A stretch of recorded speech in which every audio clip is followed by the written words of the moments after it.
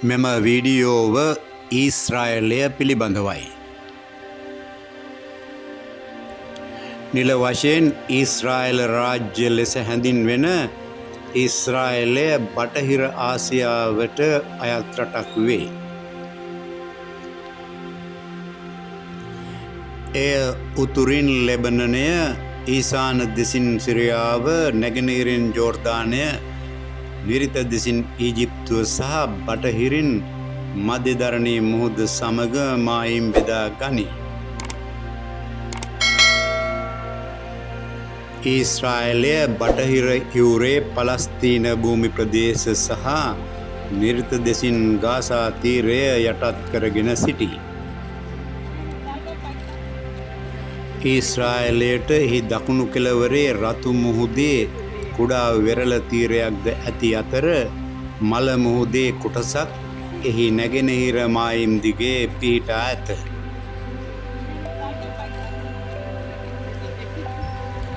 එහි ප්‍රකාශිත අගනුවර ජෙරුසලම වන අතර ටේල් අවීව් යනු රටේ විශාලතම නාගරික ප්‍රදේශය සහ ආර්ථික මධ්‍යස්ථානය වේ.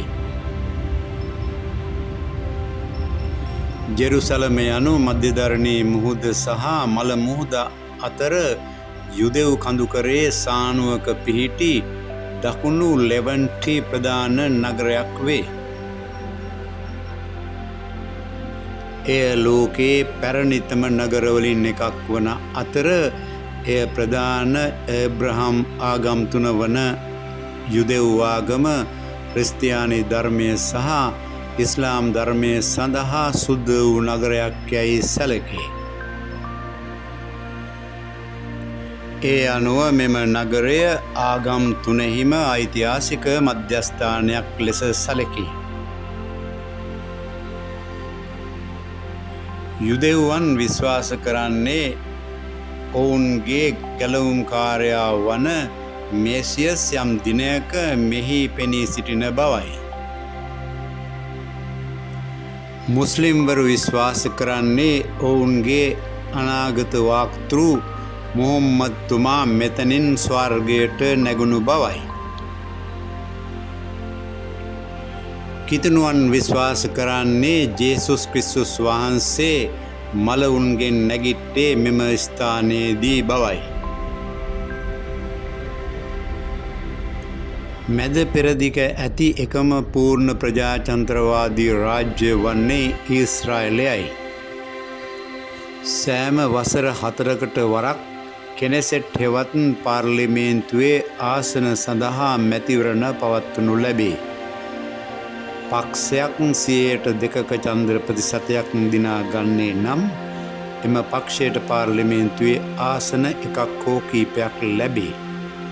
මෙම ක්‍රමය යටතේ කිසිදු පක්ෂයකට පාලනයක් නොමැති බැවින් සියලුම කණ්ඩායම් එකට වැඩ කළ යුතු වේ. විශාලතම පක්ෂයේ නායකයා අගමැති බවට පත්වෙයි. අගමැතිවරයා රට පාලනය කරන අමාත්‍ය මණ්ඩලයක් පත් කරයි. කෙනෙසෙට්ටි සමාජිකයන් 120 දෙනා රාජ්‍ය නායකයා වන ජනාධිපතිවරයෙකු තෝරා පත් කරගනු ලබයි. යුදෙව්වන් පැවතගෙන එන්නේ වසර 3500කට පෙර ජීවත් වූ බයිබලානුකූල චරිතයක් වන ඒබ්‍රහන්ගෙන් බව කියනු ලැබේ. ඒබ්‍රහම් වර්තමානයේදී ඉරාක රාජ්‍ය ලෙස හැඳින්වෙන මෙසපොතේනියාවේ සිට වර්තමාන ජෙරුසලම ඇතුළත් කනාන් නැමැති ප්‍රදේශය වෙත පලා ගිය බව සඳහන් වේ. එහිදී ඔහු එම කලාපයේ ජීවත් වූ හෙබ්‍රේව භාෂාව කතා කරන ජනතාව අතර නව ආගමක් ස්ථාපිත කළේය. එම ජනතාව ඊශ්‍රායල්වරුන් වශයෙන් හඳුන්වයි. ඊශ්‍රායල්වරුන් කානාන් ප්‍රදේශය පාලනය සඳහා වසර 200ක් සටන් කළහ. අවසානයේදී දාවිත් රජු ක්‍රිස්තු පූර්ව 1010 දී පමණ කානාන්හි නගරයක් වූ ජෙරුසලම යටත් කරගත්තේය. එයින් වසර 80කට පමණ පසු ඊශ්‍රායල්වරු කුඩා රාජධානී දෙකකට බෙදී ගියහ. එය වර්තමාන ගලීලිය සහ බටහිර යුරට උතුරින් පිහිටි ඊශ්‍රායලය වේ.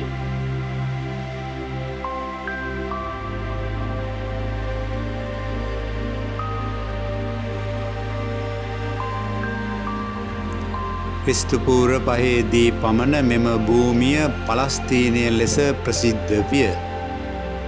එය නිවහන ලෙස හැඳුන් වූ ජනතාව පලස්තීනුවන් ලෙස හැඳින්විනි.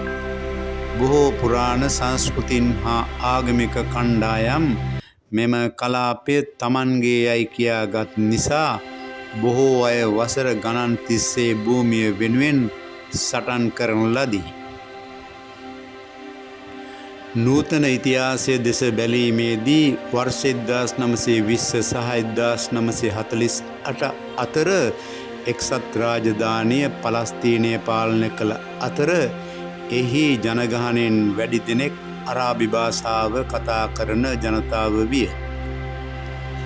මෙම ප්‍රදේශ තමන්ගේ නිජබිම බව විශ්වාස කළ බොහෝ යුදෙව්වන් මෙම කාලය තුළ කලාපයට සංක්‍රමණය විය. නමුත් පලස්තීනුවන් විශ්වාස කළේ මේ ඔවුන්ගේ නිජබිම බවයි. වැඩියෙන් යුදෙව්වන් කලාපයට පැමිණීමත් සමග කණ්ඩායම් දෙක අතර සටන් වැඩි විය.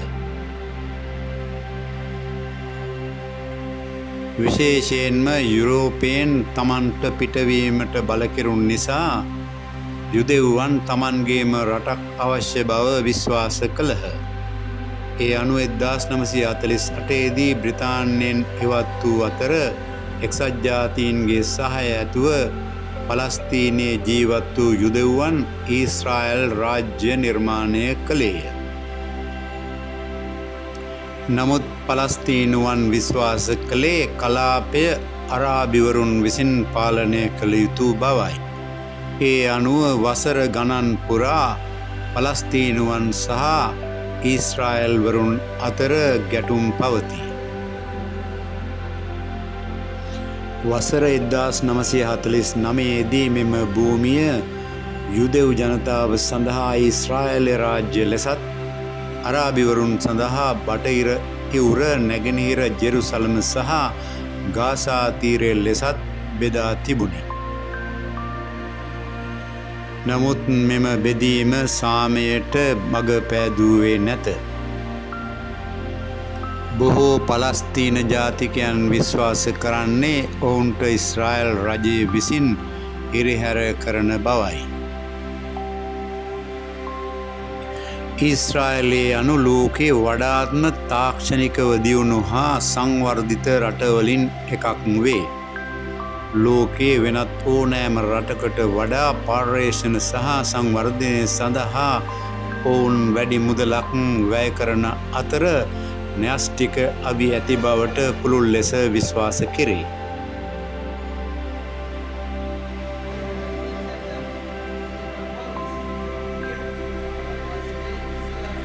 ඊශ්‍රායලයේ භූමි ප්‍රමාණය වර්ග කිලෝමීටර් 22,145ක් පමණ වන අතර එහි වර්තමාන ජනගහනය මිලියන 10ක් පමණ වේ. ඊශ්‍රායලය ඉතා කුඩා රටක් වුවද එය ත්‍රාසජනක හා උද්‍යෝගයෙන් පිරී ඇති රටක් වේ. උතුරේ සිට දකුණට ඊශ්‍රායලයේ මුළු දිගම ධාවනය කිරීමට ගත වන්නේ පැයක පමණ කාලයක් පමණි. එහි ප්‍රමාණය කුඩාව තිබියදීත් රසවත් හා අද්විතීය දේවල් වල හිඟයක් නොමැත. මල මුහුද පෘථුවියේ පහළම ස්ථානයයි. ඊශ්‍රායලයේ මෙම කලාපය අතිශයින්ම ආකර්ශනීය වේ. මල මුහුද අසල ප්‍රසිද්ධ මසාඩා ජාතික වන උද්‍යානය පිහිටා ඇත. මෙය සංචාරකයන් අතර ඉතා ජනප්‍රිය ස්ථානයක් වේ.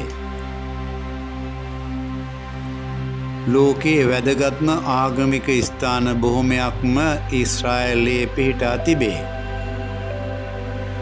ඒ අතර බටහිර තාප්පය, දේවමාලිගා කන්ද සහ ජෙරුසලම් නගරය ඉතා වැදගත් වේ.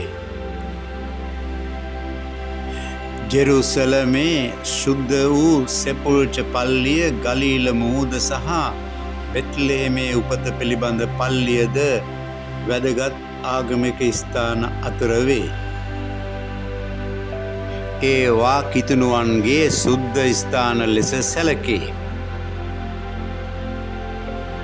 අල් අක්සා පල්ලිය සහ පර්වතයේ ගෝලාකාරය මුස්ලිම්වරුන් විසින් ඉතා ආදරයෙන් ගෞරව කරන ස්ථානයන් වේ. මෙම ස්ථාන සෑම වසරකම මිලියන ගණනක් වන්දනාකරුවන් සහ සංචාරකයින් ආකර්ෂණය කර ගනී. ඒ අනුව ඊශ්‍රායලය යනු ඉහළම ආගමික සංචාරක ගමනාන්තයක් බවට පත්වේ. වඳ වී යාම නිසා නැවත පනගැන්වූ ලෝකයේ එකම භාෂාව වන්නේ හීබ්‍රූ භාෂාවයි. ඊශ්‍රායලයට අරාබි සහ හීබ්‍රූ යන නිල භාෂා දෙකක් පවතී. වසර 2000කට ආසන්න කාලයක් හීබ්‍රූ භාෂාව මල භාෂාවක් වූ අතර එය 19 වන සියවසේදී සාර්ථකව පුනර්ජීවනය කරන ලද අතර එය වඳ වී යාමෙන් සාර්ථකව පුනර්ජීවනය වූ ලෝකයේ එකම භාෂාව බවට පත්විය. දැන් හීබ්‍රූ භාෂාව මිලියන 5කට අධික ජනතාවගේ මව් භාෂාව වන අතර ලොව පුරා මිලියන 9කට අධික ජනතාවක් හීබ්‍රූ භාෂාව කතා කරති. ලෝකයේ වැඩිම ඒක පුද්ගල කෞතුකාගාර සංඛ්‍යාවක් ඊශ්‍රායලය සතුව පවතී. කලාව, ඉතිහාසය, පුරාවිද්‍යාව සහ විද්‍යාව ඇතුළු පුළුල් පරාශයක විෂයන් ආවරණය වන පරිදි කෞතුකාගාර 230කට වඩා රට තුළ ඇත. මේ අතර ජෙරුසලමේ ඊශ්‍රායල් කෞතුකාගාරය සහ යාඩ් වශෙම් හොලොකෝස්ට් අනුස්මරණ කෞතුකාගාරයන් ඉතා ප්‍රසිද්ධියක් කුසලයි. කාන්තාවන් සඳහා හමුදා සේවාව අනිවාර්ය කර ඇති ලෝකයේ එකම රට ඊශ්‍රායලයයි. ඊශ්‍රායල් රාජ්‍ය පිහිටුවීමෙන් පසු 1948 දී මෙම අවශ්‍යතාවය හඳුන්වා දෙන ලද අතර එය වයස අවුරුදු 18ට වැඩි සියලුම යුදෙව් සහ ගෘස් කාන්තාවන්ට අදාළ වේ. මෙම ප්‍රතිපත්තියේ අරමුණ වන්නේ ස්ත්‍රී පුරුෂ සමානාත්මතාවය ප්‍රවර්ධනය කිරීම සහ ඊශ්‍රායල සමාජයේ ප්‍රධාන ආයතනයක් ලෙස සැලකෙන හමුදාවට කාන්තා සහභාගීත්වය දිරිමත් කිරීමයි. හමුදාවට සම්බන්ධ විවිධ ක්ෂේත්‍රවල කාන්තාවන් සේවය කරන අතර ඊශ්‍රායලයේ ආරක්ෂාව සඳහා සැලකිය යුතු දායකත්වයක් කාන්තාවන්ගෙන් ලබාගෙන ඇත. ඊශ්‍රායලයේ ප්‍රධාන නගර සහ ආකර්ශනීය ස්ථාන පුරා නිල ඇඳුමින් සැරසුණු ඊශ්‍රායල කාන්තා සොල්දාදුවන් දැකීම සාමාන්‍ය දෙයක් වේ. යුදෙව් දින දර්ශනයේ සුද්දම දිනයක් ලෙස සැලකෙන යොම් කිපුර් දිනයේදී ඊශ්‍රායල් රට වසා දමයි. ශුද්ධ වූ දිනය වෙනුවෙන් මුළු රටම වසා දමන බැවින් ඊශ්‍රායලයේ මෙම දිනය ඉතා වැදගත් වේ. ඊශ්‍රායලයේ බෙන් ගුරියන් නැමැති ජාත්‍යන්තර ගුවන් තොටුපොළ පවා වසා දමන අතර එම දිනය පුරා ගුවන් ගමන් ක්‍රියාත්මක නොවේ. එදිනට ඊශ්‍රායලයේ වීදිවල පෞද්ගලික වාහන ගමන් නොකරයි. ඊට අමතරව යොම් කිප්පූර් දිනයේදී ඊශ්‍රායලයේ සියලුම වෙළඳ සැල් ආකර්ශනීය ස්ථාන සහ අවන්හල් වසා දමනු ලැබේ. ඊශ්‍රායලයේ ටෙල් අවීව් සහ ජෙරුසලම් සජීවී රාත්‍රී ජීවිතය සඳහා ප්‍රසිද්ධියක් උසුලයි. මෙම රාත්‍රී ජීවිතය සඳහා දේශීය පෙරන ලද බියර් සහ වයින් මෙන්ම අරක් ලෙස හඳුන්වන ප්‍රසිද්ධ ඊශ්‍රායල අසමෝදකම් පානය සුප්‍රසිද්ධ එකක් වේ. ඊශ්‍රායලයේ යුදෙව් කාන්තාරයේ සහ ගලීලේ වයින් කලාපවල වයින් කර්මාන්තශාලා බොහෝමයක් පවතී. ඊශ්‍රායලය මධ්‍යධරණී දේශගුණයක් සහිත රටක් වේ. ඊශ්‍රායලයේ සූර්යයා වසර පුරා ඉතා ශක්තිමත් බැවින් ගිම්හානය ඉතා උණුසුම් වේ. සීත කාලය ඉතා කෙටිවන අතර බොහෝ විට එය වැසි සහිත කාලයක් වේ. ඊශ්‍රායලයට එක් කෙළවරක හිම කඳු මුදුන් සහ අනික් කෙළවරේ කාන්තාර වෙරළ තීරයන් මායිම් වී ඇත.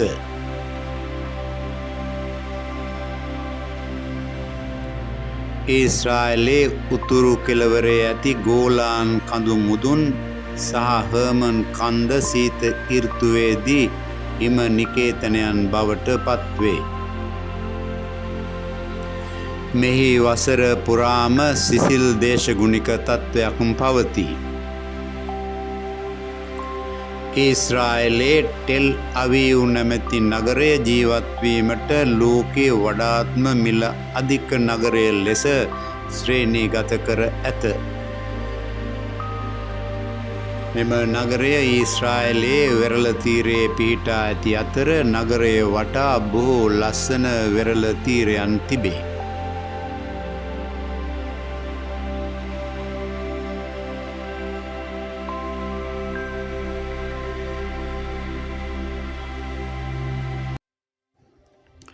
ඔබ මෙම චැනලය තවමත් සබ්ස්ක්‍රයිබ් කර නොමැති නම් සබ්ස්ක්‍රයිබ් කරන ලෙස මතක් කර සිටිමි.